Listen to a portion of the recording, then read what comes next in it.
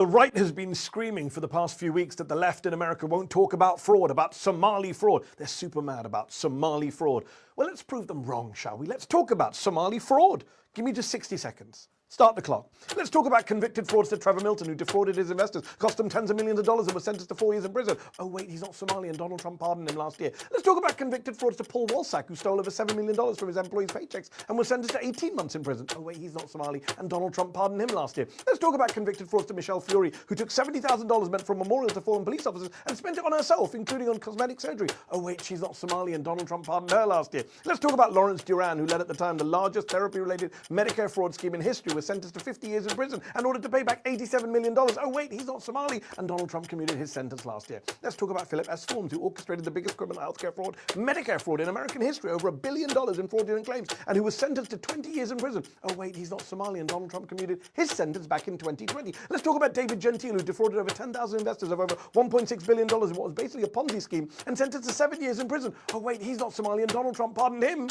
just last month. So remember, they're so bothered by Somali fraud, not because they're bothered by fraud, their hero keeps pardoning the fraudsters, but because they're bothered by Somalis. And yes, that makes them racists.